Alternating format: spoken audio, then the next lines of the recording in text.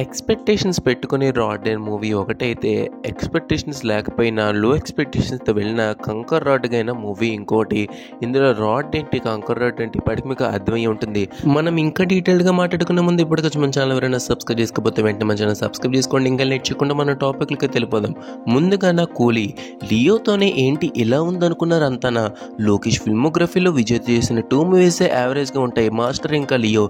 మిగతావి 'Mahanagaram', 'Khaidi', 'Vikram' unanimous hits. Leo producer కూడా Vijay second హాఫ్లో చేంజెస్ సజెస్ట్ చేశారని చెప్పారు. మూవీకి కూడా నెగిటివ్ సెకండ్ హాఫ్ కాబట్టి అందరూ లోకేష్ ఫాల్ట్ కాదని లైట్ తీసుకున్నారు. కానీ 'కూలీలో' కూడా అదే రిపీట్ అయింది. రీజన్ చాలా సింపుల్, కాస్టింగ్ చూసుకుంటున్నారు కానీ కాస్టింగ్కి ఇంపార్టెన్స్ ఇవ్వట్లేదు. లియోలో సంజయ్ దత్ అర్జున్, ఇక్కడేమో ఉపేంద్ర అమెరికన్. లోకేష్ మూవీకి టైం తీసుకోవాలి, లేకపోతే రిపీటెడ్ అయిపోతున్నాయి స్టోరీస్. కూలీకి 2 years గ్యాప్ తీసుకున్న అలాగే వచ్చింది అనుకుంటే అది వేరే విషయం. కూలీ గురించి లాస్ట్గా ఒక విషయం చెప్పి ఎండ్ చేద్దాం. అసలు విక్రమ్ తర్వాత లోకేష్ 'ఖైదీ 2'తో రావాలి, కానీ విజయ్ ఇంకా ప్రొడ్యూసర్ కలిపి ఒప్పించారు. పోనీ విజయ్ది లియో ఫోర్స్ఫుల్ కాదు, అది మధ్యలో రాలేదు, పోనీ దాన్ని ఎల్సీలో కూడా కలిపారని లైట్ తీసుకుందాం. ఎల్సీలో కలపడం కూడా చాలా ఫోర్స్ఫుల్గా ఉంటుంది. రెండోది, లియో సక్సెస్ మీట్లో నెక్స్ట్ నేను 'ఖైదీ 2' చేస్తున్నాను సడన్ గా రజనీతో 'కూలీ' అనౌన్స్ చేశారు. లోకేష్ అనిరుద్ సజెస్ట్ చేస్తే వెళ్ళాను అన్నారు, కానీ 'కూలీ' ప్రొడ్యూసర్ రజనీకి ఎంత పెద్ద ఫ్యానో అందరికీ తెలుసు. సన్ పిక్చర్స్ కళానిధి మారన్ ఫోర్స్ఫుల్గా ప్రాజెక్ట్ సెట్ చేశారని చాలా పెద్ద టాక్ నడిచింది. ఇది ఏకంగా ఎల్సీలో కూడా కలపకుండా డైరెక్ట్గా స్టాండ్ అలోన్ ఫిల్మ్ చేసేశారు.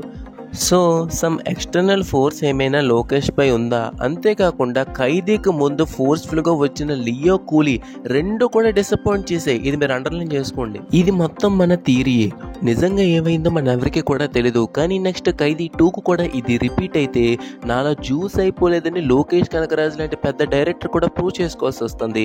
నెక్స్ట్ వార్ 2 లో ఎక్స్పెక్టేషన్స్తో వెళ్ళిన డిసప్పాయింట్ చేశారంటే సాంగ్లో పాడినట్టు నిజంగానే సలాం అనాలి. జూనియర్ ఎన్టీఆర్ ఎంట్రీస్ ఇంకా లాజిక్ ఏంటి, ఆ గ్రాఫిక్స్ ఏంటి, ఎన్టీఆర్కి 6 ప్యాక్ లేదని అందరికీ తెలుసు, ఇప్పుడు 6 ప్యాక్ అవసరమా? అది కూడా చాలా ఆడ్గా ఉంటుంది. Routine story line, same theme, same pattern, movie మొత్తం పృథ్వీకి చుట్టూరనే తిరుగుతుంది. ఎన్టీఆర్కి స్కోప్ ఎలా ఉందనుకున్నారో నాకైతే అర్థమవలేదు. హిందీ డెబ్యూట్ చేసే సినిమానేనా ఇది అసలు? మళ్ళీ ఈ మూవీకి డబల్ కాలర్ ఎగరేయడం హైలైట్. RRRలోని ఇంపార్టెన్స్ లేని క్యారెక్టర్ అని అందరూ అన్నారు. నిజానికి ఇంపార్టెన్స్ లేని సైడ్ హీరో రోల్ వార్ 2లో ఉందని ఊహించలేదు. RRRలో సైడ్ హీరో కాదని డిఫైన్ చేయడానికి కొన్ని ఛాన్సెస్ వచ్చే సీన్స్ అని ఉన్నాయి, ఇక్కడ అది కూడా లేదు. ఫస్ట్ హాఫ్ అట్లీస్ట్ పర్లేదు, కానీ సెకండ్ హాఫ్ అయితే కంప్లీట్గా హృతిక్ సెంట్రిక్ మూవీ అయిపోతుంది. అసలు ఒక మోటివ్ కూడా లేకుండా ఎన్టీఆర్ని విలన్ చేసి పాడేశారు. డైరెక్టర్ మాత్రం ఇది 2 hero ఫిల్మ్ అన్నారు. బహుశా 2 హీరోలు యాక్ట్ చేసిన ఫిల్మ్ అని అంటారు, 2 హీరోస్గా చేసే ఫిల్మ్ అని కన్వే అయ్యి ఉండదు. పెయిన్ఫుల్ ఎక్స్పీరియన్స్ ఇస్తుంది మూవీ మొత్తం కూడా.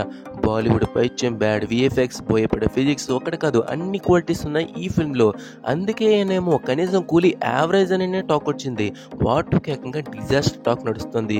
సో అది బిగ్ డేగా అవుతుంది, పెద్ద ఫిల్మ్స్ క్లాష్ అవుతున్నాయి, బాక్స్ ఆఫీస్ పండగ అది ఇది అన్నారు. అందులో ఏదో ఒకటి హిట్, ఒకటి ఫట్ అని కొంతమంది అనుకున్నారు, 2 హిట్ అవుతాయని కొంతమంది అనుకున్నారు, కానీ ఈ 2 ఫ్లాప్ అవుతాయని ఎవ్వరు కూడా ఊహించి కూడా ఉండరు, కానీ అయ్యింది.